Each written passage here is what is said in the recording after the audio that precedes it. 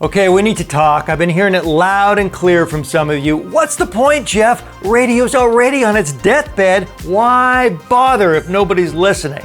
And hey, I get it. It's easy to feel like you're just flapping your lips into the wind, especially when those corporate douche nozzles seem to have sucked all the air out of the dial.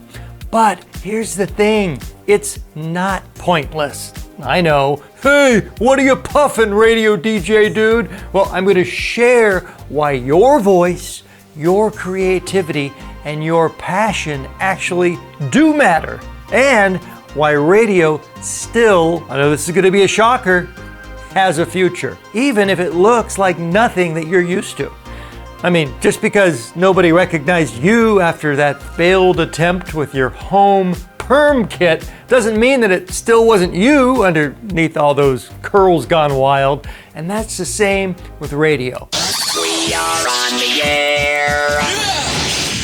Look, I'm not going to sugarcoat it.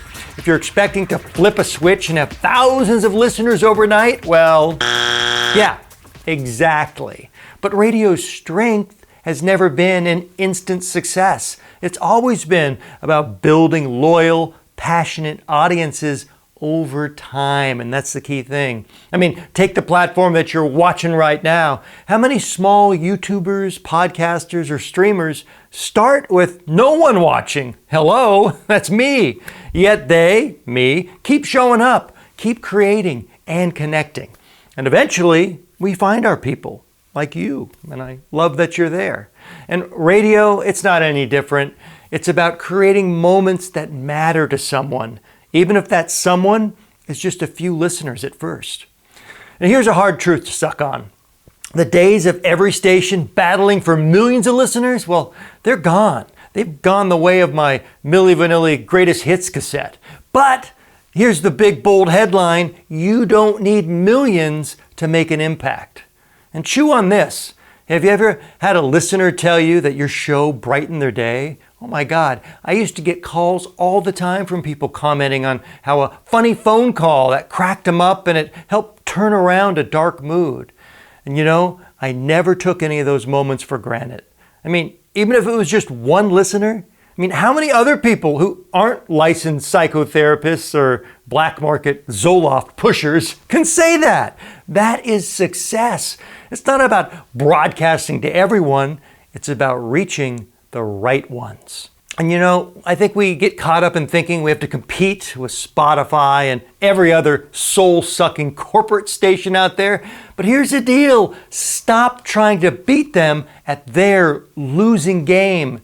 You're building something that they can't replicate. Real personal connections. Let's be honest, that's no longer in their budget. That's your superpower. Now let's talk about a silver lining that really doesn't get a lot of attention. With all these big corporate radio companies struggling to keep their massive portfolios afloat, well, they're starting to sell off some of their underperforming stations. I mean, just recently, Bell Media sold off 45 of its 103 radio stations to, and this is key, smaller independent operators. And you know what that means? Opportunity, baby. Right now, the market for radio transactions is near historic lows. And this creates a prime moment for smaller, passionate operators to swoop in and finally do radio right. Now, I'm not suggesting that you have a spare $250,000 in your back pocket for a down payment on an FM stick, but if 5 or 10 of you go in, well, now it becomes more plausible. Just imagine taking one of these so-called underperforming stations and transforming it into a powerhouse of community engagement and personality-driven programming that actually makes listeners feel connected again. You see, this is where the magic can happen. This is where radio gets its second wind.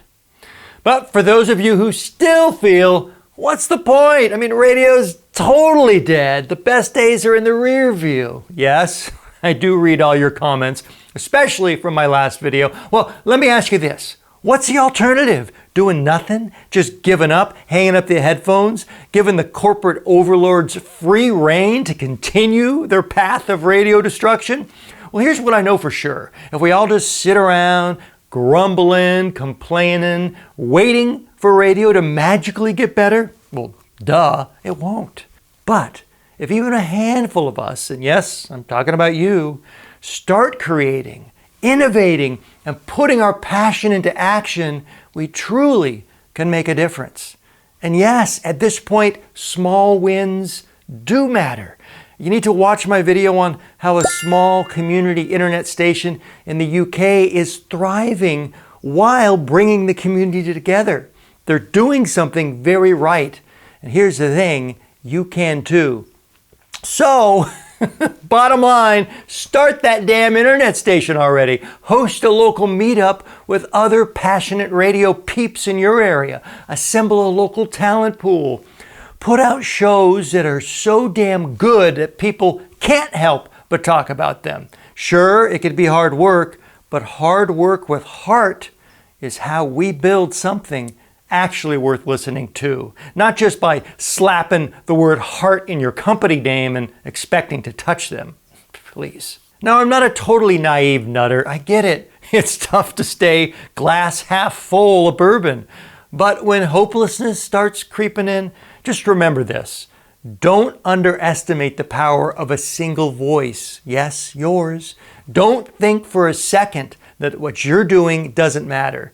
Because if you're creating with heart, with passion, with cleverness, finding new ways to play old music, well, you're already ahead of the game. And if no one's listening yet, well, keep going. Keep spreading the word on social media, at community events, partnering with community orgs and businesses to increase your visibility.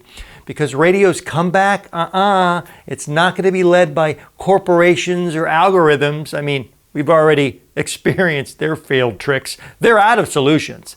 It's going to be led by passionate people like you, like me. So let's not only prove the doubters wrong, let's David and Goliath the heartless medias of the broadcasting world and show them that radio's future has no place for talentless cookie-cutter programming.